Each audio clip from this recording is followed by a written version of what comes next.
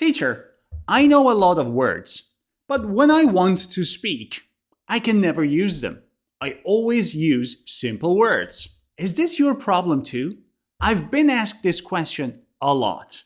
And in this video, we're going to answer this question together. My name is Maddie, and welcome to my Slow English podcast. Let me start with a question. Which one is better? Knowing 100 words, knowing 1,000 words, or knowing 10,000 words? Which one's better? 10,000 words, right? No, that's wrong, and in my opinion, that's not a good question to ask. I have seen that a lot of students have become obsessed with the number of words. This obsession is guiding their decisions. I want to start a new book. How many words am I going to learn from this book? I have 2 books. Which one's better? Let's see which book teaches me more words. I want to register in a course. By the end of this course, how many words will I learn? Oh, that teacher or this teacher? Which teacher knows more words? Being obsessed with the number of words is completely wrong. Hear me out. If you only think knowing more words will make your English better, go ahead, buy a dictionary, and stop watching videos on YouTube. Stop going to classes. Stop taking courses. Stop it. Go buy a dictionary. It has more than 10 million words. Go ahead, get a dictionary. Read the words from a dictionary. Why don't you do it? Because, and here's the answer, it is not about knowing many words. What is it about? It's about using many words. There is a big difference between knowing and using.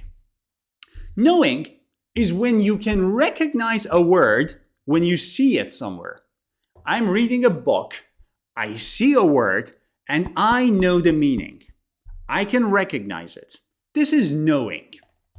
It's good, but it's not enough.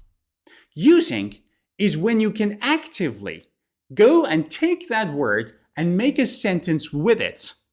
That's using. So the words you know are called passive vocabulary.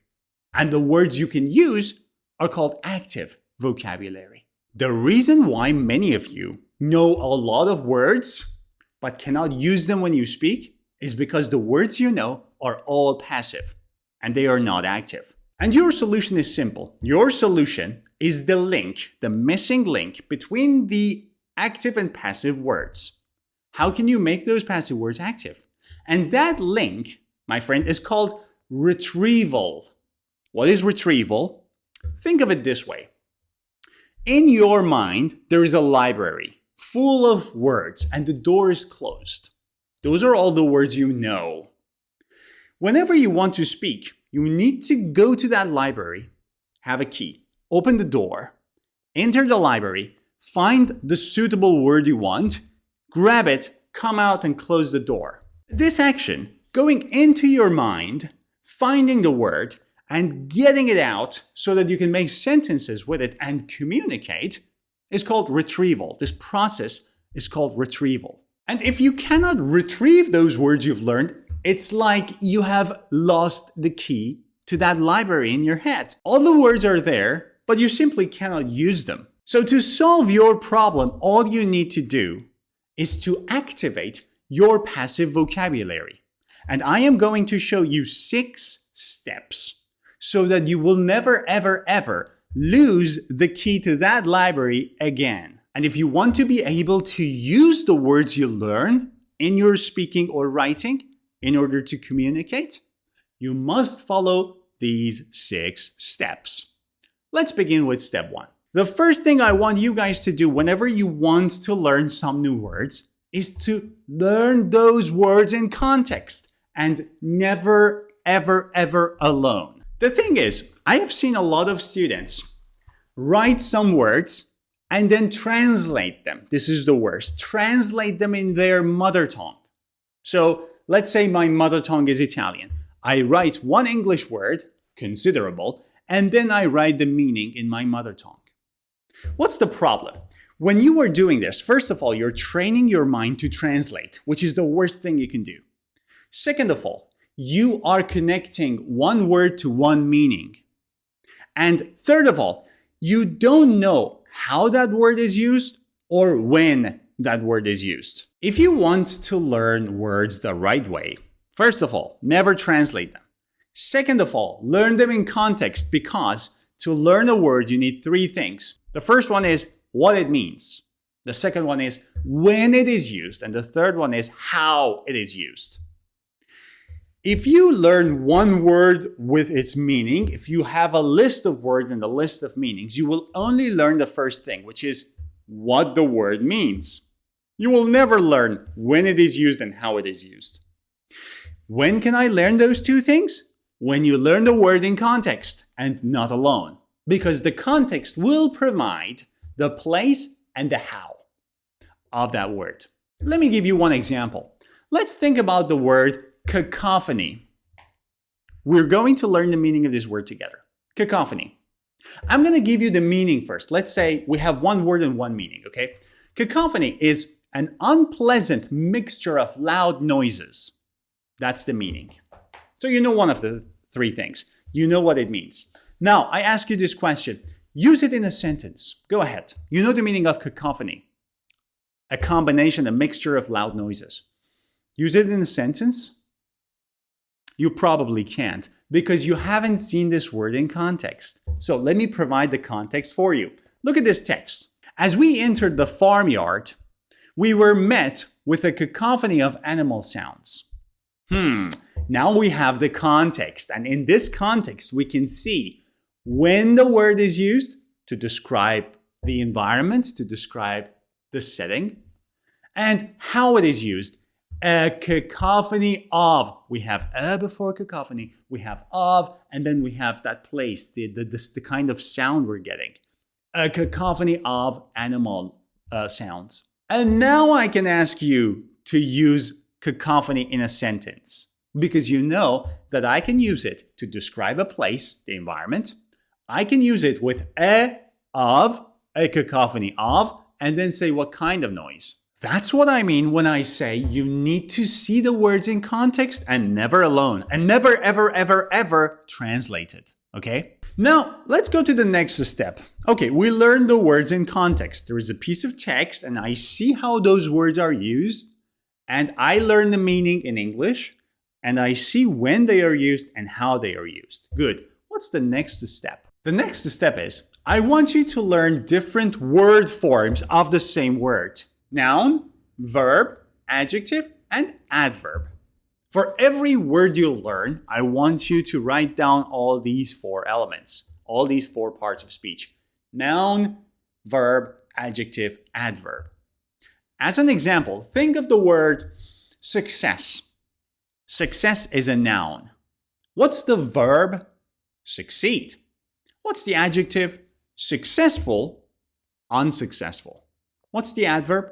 Successfully, unsuccessfully. So from one word, which was success, now we know 6 words in that family. We know the entire family. Instead of learning one word, we're learning one word and the rest of the family members. That's what I want you to do as step 2. Learn the different parts of speech, the 4 main ones: noun, verb, adjective, adverb. Let me give you another example. Think of the word strong. Strong is an adjective. What is the noun of strong? Strength. What's the verb to make something strong? Strengthen. What is the adverb? Strongly. And the adjective? Strong. See, again, from one word, we learned all the family members. And that's step 2. Now, we're going to take another step and learn collocations. What are collocations? Look, in English, words are never alone. They always come with their friends and family members. We learned the family members, fine. Now we're going to learn the friends. The friends are often adjectives or adverbs or nouns or fixed phrases. And these groups of words that are often together are called collocations. Again, let me go back to the example of the word success. And I'm going to read some collocations to you. For success, which is a noun, we can use different adjectives. Here are some. You can say considerable success, enormous success, tremendous success, remarkable success. 4 adjectives that collocate, that often go together with the word success, if you want to describe it. Success as a noun can also come with a verb. Here are some verbs. Achieve success, enjoy success, bring success, lead to success, and result in success. These are different verbs that collocate with the word success. And there are some fixed phrases where you can use the word success.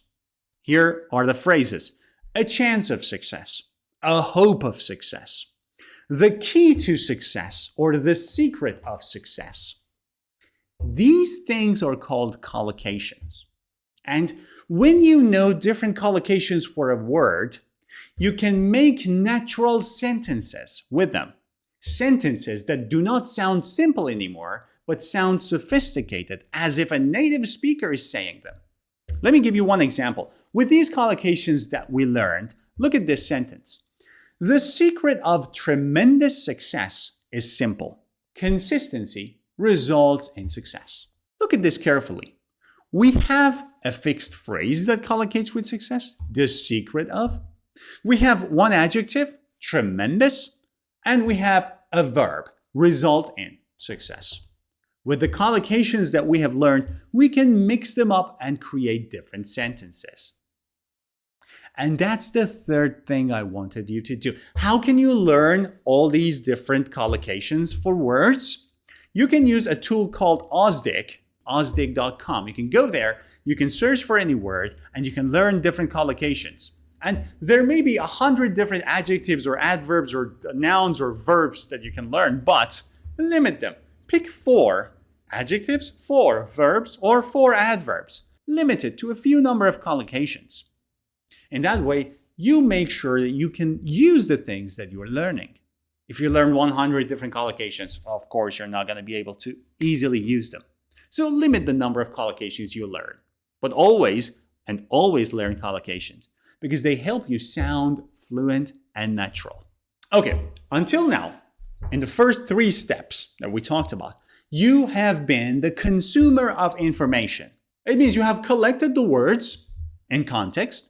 You have learned the family members, the parts of speech, noun, verb, adjective, adverb, and now you have learned some collocations. Okay, you've written everything down. It is time to use them. And this is a very important step because you are moving from being a consumer to being a producer. And the first step, the easy step to produce something from the things you have learned is to start writing and not speaking. Be very careful with this. Because if you expect to speak immediately after you've learned a word, it's like you learn how to, for example, play tennis for 2 or 3 sessions, and then you want to go and play against Djokovic. You're going to lose, right? It's a huge jump. We're not going to jump from the words to speaking, but we're going to take another step in between, which is writing. Why writing? Because when you write, you have time to retrieve the words you have learned. Remember retrieval? Go in, open the door to the library, you go in, you find the word, you come out, and then you use it. And the best thing you can do is to use it in a piece of writing because you have time to think, you have time to look for the word, and you have time to read it again and see if you have used it correctly. Writing is the next step and the first step in production. So it's very easy. What I want you to do is to write a few paragraphs with the words that you have learned. They can be about anything you want. You can write about yourself. You can write about your hobbies. You can write about your friends. You can write about your daily life. It can be real. It can be fictional. It can be imaginary. You can write about your weekend, or you can just make something up. Try to use the things you have learned in a text and then read the text to see if you have used them correctly. In this way, you are forcing retrieval. You are forcing your brain to go get the words that you have recently learned and make something with them. It's like you went to the supermarket, you bought the ingredients, and instead of just putting them in the fridge and closing the door, you're saying, hey, wait a second. Maybe I can just make something with them. After you've written the text, we're going to the next step. Step 5 is speaking. But I don't want you to go and speak to a native speaker. No, wait a second. What I want you to do is to simply read your text out loud. If you have written something, look at your text and read it out loud. That's step 1. Step 2, stand up. Imagine you are reading that text. You're presenting that text to an audience. Your parents are there. Your friends are there. Cristiano Ronaldo is sitting there. Oh, Lionel Messi is there. Right? You have all those people in front of you. Imagination. And then you start presenting your text to them. Hey, Ronaldo, listen. You start reading your text to Ronaldo. And you ask a question to Lionel Messi. Imagine you're reading your text to an audience. That's step 2. And step 3, I want you to defend your text. Why did you write it? What was the idea behind what you wrote? Explain it to me. You have to explain why you wrote this. If it was your opinion, you have to explain why you think that way. And to who? To yourself. You don't need anyone to improve your speaking. You can learn how to speak alone. You can work on your speaking alone in a closed space. You go to your bedroom, close the door, and work on your speaking. Talk to yourself. Imagine you're talking to an audience. These are the 3 things I want you to do when you come to speaking. Read your text out loud. Stand up and pretend you're presenting your text to an audience. Defend your text. Explain why you wrote the things you have written. And that's how you go from writing to speaking. And this is called, if you want to get technical, this step is called controlled practice. It's not free practice, it's controlled practice. You are practicing under controlled circumstances. And this will force retrieval. It will force your brain to go grab the words you've learned, the collocations, the word families, the parts of speech, bring them out and use them when you're explaining something. Okay, last step, most important step. And this is something a lot of students miss. This is the most important one. Listen carefully. If you've enjoyed this video, don't forget to give it a thumbs up. If you're new to my channel, click subscribe. And if you want to experience learning English with me for free, you can join our free English mini course. Scan the QR code or click on this link. On our website, you can read about our free English mini course. And if you like, you can join for free. Okay, let's get to the most important step. Review. Review and review. I said review 3 times because it's not only reviewing once. You have to go back to the same word again and again and again and again in order to learn it and be able to use it, in order to take it from the passive knowledge to the active knowledge. So when it comes to reviewing, there are 2 things that matter: how to review and how often to review. Let's start with the how. If you want to review 5, 6, 7 words that you've learned, how would you do it? You look again at the meaning and you repeat. Cacophony, a mixture of loud noises. Cacophony, a mixture of loud noises. Cacophony, a mixture of... What was cacophony? A mixture of loud noises. This is useless. You're not preparing for an exam. You should not be preparing for an exam. You should be preparing for the active use of those words. So instead of just reading a list, here's what I would do. Remember the text you wrote in step 4? Go back to that text. Next day, the day after, 2 days later, go back to that text and read that text again. In that text, you're going to see the new words. You're going to see the context, which is the text. And it sounds familiar because it came from your mind. You wrote that. So to your brain, it's not something new. It's something you've seen before. It's going to be very easy for your brain to review them. So you read your own text.